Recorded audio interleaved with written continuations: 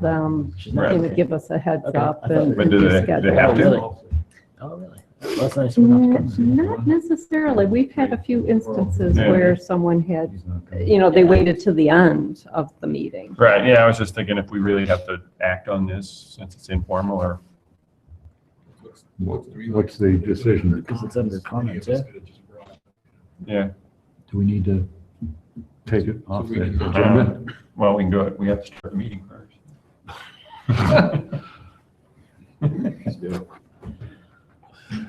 All right. Okay, it's a little after 7 o'clock. I'll call this meeting to order. This is the City of Delaware Historic Preservation Commission, meeting of October 26, 2016. May I have a roll call, please? Mr. Coleman, Mr. Kehoe, Present. Mr. Nicely, Here. Ms. Riviera, Councilman Moore, Here. Vice Chairman Hatton, Here, Chairman Koch. Here.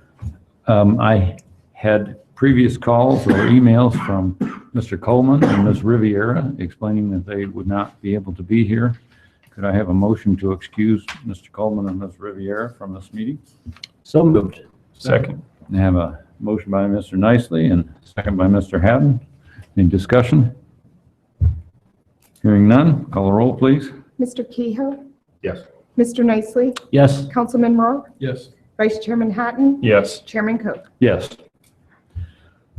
Item 2 on the agenda is approval of the motion summary of the Historic Preservation Commission meeting held on September 28th, 2016, as recorded and transcribed. Have you had an opportunity to review the transcription and the minutes, and are there any changes or additions? Hearing none, I have a motion for approval. motion to approve? Second. Motion by Mr. Hatton, second by Mr. Kehoe. Any discussion? Hearing none, call the roll, please. Mr. Kehoe, Yes. Mr. Nicely, Yes. Councilman Moore, Yes. Vice Chairman Hatton, Yes, Chairman Koch. Yes. Item 3, 3A on the regular business. 3A. There's no 3B. Why do we need item 3A? Never mind. Item 3, regular business, number A is application 2016-3015, request by Manos Properties, 9 North Sandusky Street, LLC, for a certificate of appropriateness for the renovation of the rear addition of 9 North Sandusky Street, which is Zone B2 in the Central Business District and located in the downtown core of the Downtown Historic District overlay. We have a staff report. Yes, we do. And also the applicant is here this evening as well. The property is located on the west side of North Sandusky Street between William and Winter in the downtown core of the historic district. The properties to the north, south, and east are within the district,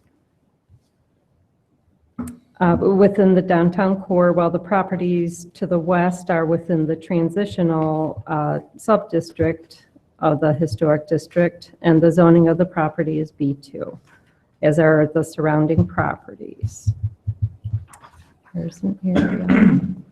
A brief history, the 3-story brick building is included in the Sandusky Street National Register Historic District. However, there are very little details about the building or the history of it. It does predate the Great Flood of 1913, as is illustrated in the historic photo.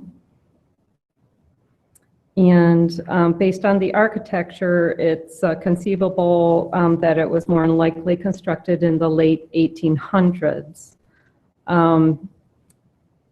In the through the 1940s and also the 1950s, the building still retained its original architecture.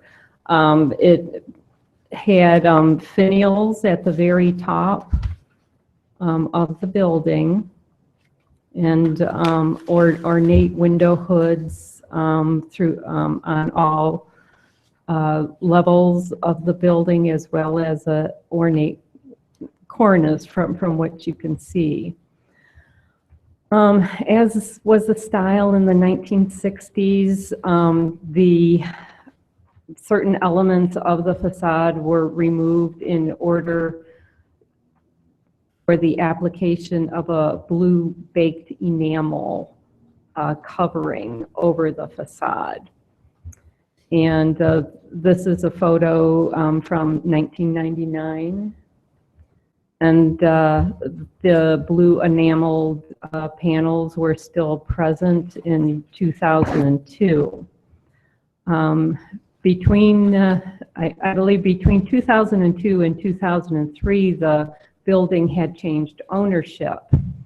And the next owner had actually removed those metal panels to re-expose the facade. And as you can tell, you know, some of the upper elements, you know, are still missing. And then today, the storefront is occupied by J. Gumbo's, and the upper floors are used for residential apartments. And the applicant is here today. There is a one-story concrete block rear addition that is currently used for storage for the restaurant. And he wishes to convert that space into another residential unit. And there are, you can barely see, there are window openings on each side of the addition, and those are currently boarded up. And so the applicant wishes to remove those coverings and reinstate the windows. And then also on the south elevation in the corridor between J. Gumbo's and Son of Thurman's restaurant, he would like to install the entry door to the apartment. And the materials that were proposed, the windows would comply with our standards. He wishes to use a beige aluminum clad wood window with 1/1 sash. For the entry door, he was suggesting a fiberglass wood grain full light entry door. But he was, staff did advise the applicant that this particular door style would not comply with our standards. And we didn't have a fully developed project scope yet. And in talking with Jerry Warner, our chief building official, the building codes will help determine which window openings can be opened back up because of the fire rating and fire codes that are needed within our downtown. And I don't believe that the applicant knows currently what exactly is behind those coverings as well. And so until the plan is more fully developed, staff isn't able to make a recommendation. And so we were suggesting, you know, tabling the idea until more detailed plans can be presented. But the applicant wished to come before you today to, you know, share his concept with you. And as I said, the applicant is here if you would have any questions. Well, since you're here, why don't you identify yourself and your address? He's here. Just staff. Yeah. Okay. Okay, do commission members have any questions for the staff? Yeah, I had a couple questions, Dan. So normally we don't, since we're not let me think how to put this. Normally, we don't see these sort of things until it has gone through Jerry's office and everything else. And is that a standardized process, or is it just sort of the applicant can kind of start wherever he or she chooses? Well, we have been talking with the applicant since August and had requested more finalized plans, and but he had wanted to come and speak to you directly. No, I understand. I understand that. Yeah, but typically, yes, we do have a more fully developed set of plans.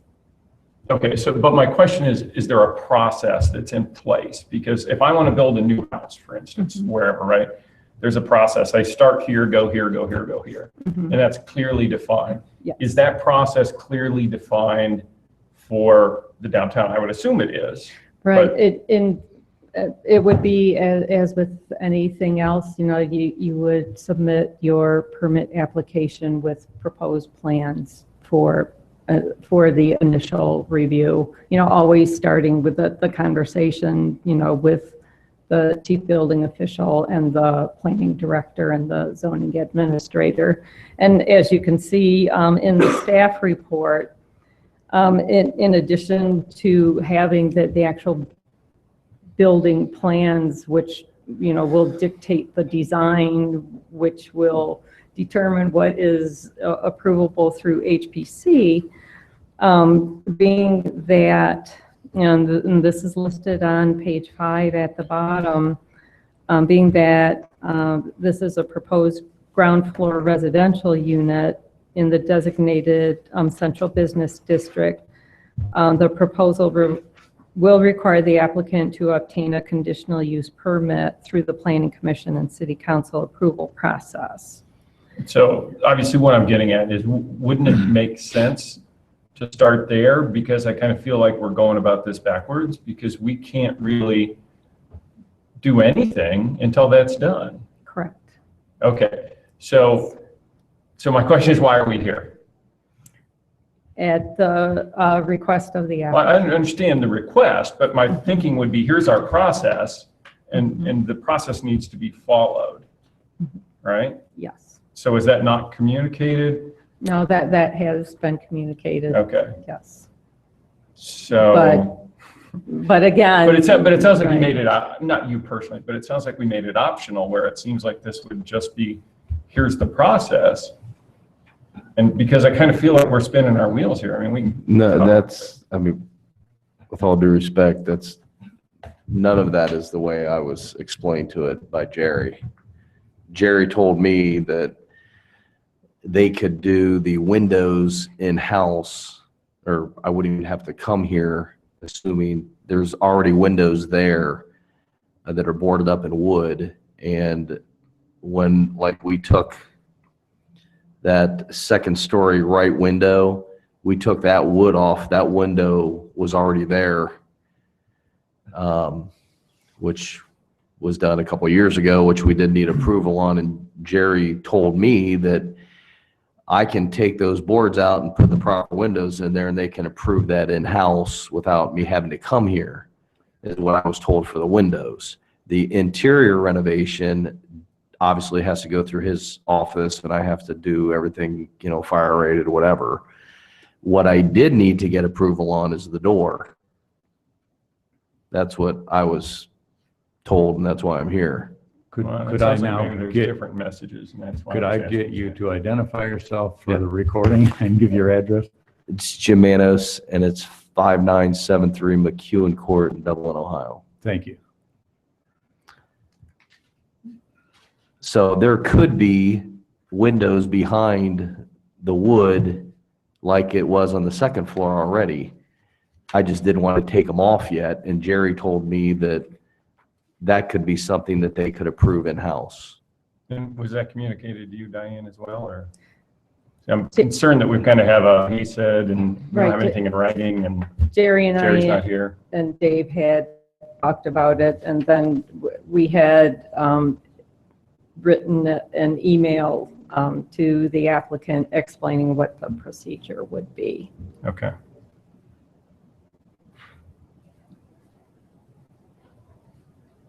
That was the only question. So Are there any other commissioner questions for city staff?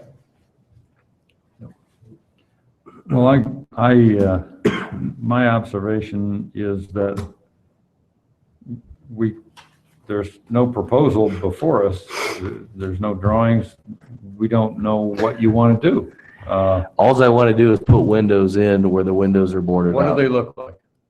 Just like what she showed you, the double hung wood windows. Right there, assuming there's not windows already in there. You don't even know if there's windows there. Right, but I told Jerry I don't want to tear them out until I, get approval that I can put the windows back in the existing holes. And he told me verbatim that I do not need to come here to get that done. They can do that in-house. I got to show them the windows, the holes are already there. I just want to replace the window. It's already there. Well, But the door was a different ballgame. any exterior alterations to any building in the downtown historic district presumably have to be approved by this commission. Those are exterior windows. I don't understand. It seems like we got the cart before the horse here. That we have nothing to approve or not approve. The other thing that I'm confused on is, when we look at the part of the code that you quoted in the staff analysis, it says, quote, such residential uses may only be considered on the first floor when compelling reasons have been submitted by the applicant and the planning commission has determined. And then it goes down to what the planning commission has to go through to determine that. So that's why I'm thinking this needed to go to the planning commission, because they need to approve this for residential usage. So and until that's done, we really don't have anything to say one way or the other. And I would add too, the same issue applies to the door, which you'd mentioned, because as the application states, the new residential entry door will need to be fire rated as well. This will affect the style and materials, which may or may not comply with the standards. And so same situation, until we know what is possible, there's really not a whole lot we can do.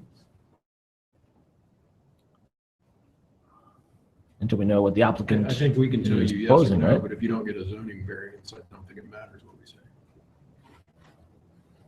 Okay, that would And the be, zoning And that variance, goes your point. yeah, but the zoning variance, if granted, which, it's the exact same thing I did behind the Chamber of Commerce, which I didn't have to go through this for that, but it's identical size, identical everything.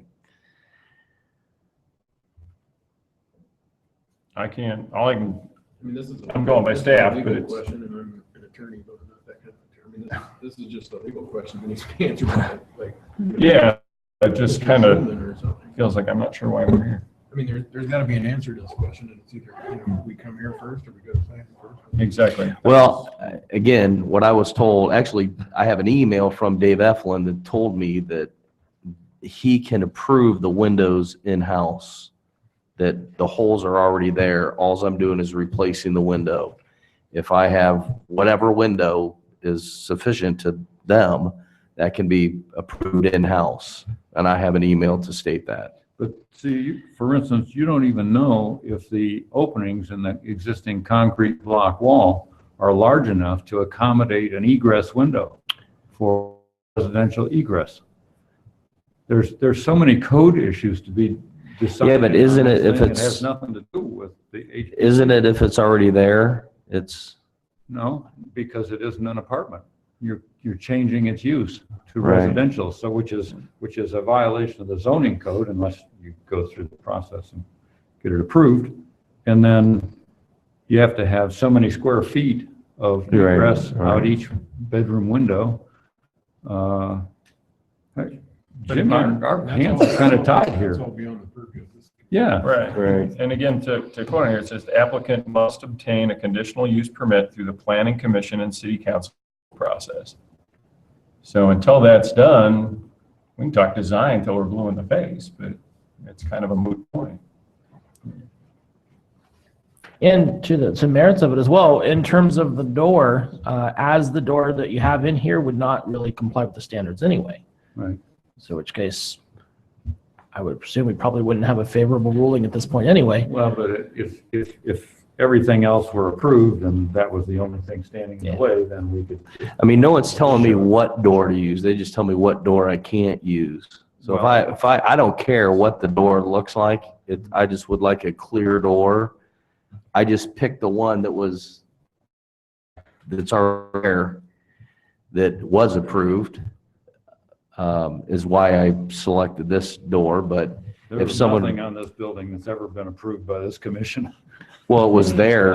I don't know. Right, and staff did send a number of emails explaining what type of door was approvable, and I did send a sample. Well, and the architectural standards that are published for exterior modifications in the historic district are published and distributed on the city website. You can pull that up on your Right. computer and lead you right to it. Jim, we keep anything here. Okay. We don't have the authority to approve what you're asking for approval, and there's about 12 steps before that. We got our hands tied here Okay. above our pay grade. Yeah, that's all right. But Diane, staff, you guys can walk him through where he needs to start the process, right? Right, and I believe the applicant had a conversation with our planning director, Dave Eflin, as well. So that would be a good starting point again. Right. Could we have I think the proper thing to do is to table this for a future meeting so that you can Come back. come back when we got the rest of the stuff dealt with. Would that be okay with you? I mean, Yeah. Yeah. can I have a motion to, I'll say you probably, there's not a lot you can do that to make it look worse than it does Right, like anything you do. oh, well, now, I'm not sure that's true. If you check the photographs of the rear of the three-story building. Now, in my humble opinion, the windows that have been added to the third floor in the rear make the building worse than it was. I didn't add those. I happen to know because I was in that building years ago, when it was a tanning salon. Yeah. And that on the left side, that was used, there were tanning beds on the second floor. And that was used to get them in and out on the roof. Because that's the only way to get them in and out of it. Wait, oh. on the No, second no, floor. there's, On the second floor, where the ceiling of the addition is, on the left side of the building, there's like a window, but they opened that up to take some of those tanning beds in and out, is what I was told. that I don't know. Because there were tanning beds on the second floor that were so big that they couldn't go up the steps. Kyle, I was specifically referring to the third. Yeah, actually, on the second floor, the window, that window was boarded up and we took that off and that window was in there. I agree with you. I'll make a motion. Well, then. yeah. I'd move that we table request 2016-3015. Second. Have a motion by Mr. Hatton, second by Mr. Rohrer. Any further discussion? Hearing none, call the roll, please. Mr. Kehoe? Yeah. Mr. Nicely? Yes. Councilman Rohr? Yes. Vice Chairman Houghton? Yes. Chairman Coe? Yes. I'm sorry, Jim. No, that's all right. I mean, that's, You've got a lot of other things that you've done downtown that everything helps. yeah, no, I don't know. It must have been a miscommunication of some capacity. So, Item 4 on the agenda is commission member comments and discussion, which was to include a request by Bill Michaelitis for an informal discussion regarding items pertaining to 16 North Sandusky Street. I think because of prior discussion, we probably want to either remove that item from the agenda or table it. I'm not sure which would be the correct course of action. Do we have an attorney here? I get, my opinion, since it's informal, is we just, I have no comments. I think if you just read it in and mention why he's not here, that would probably be fine. What do you think? Yes. Do you want Could the clerk do that? I would be honored.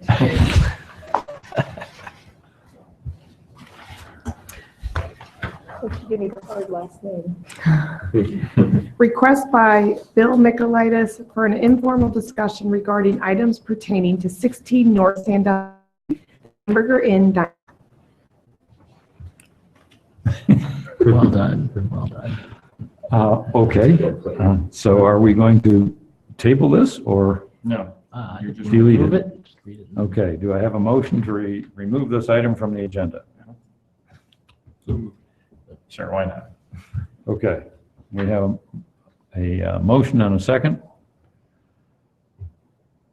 Any further discussion? Hearing none. Call the roll, please.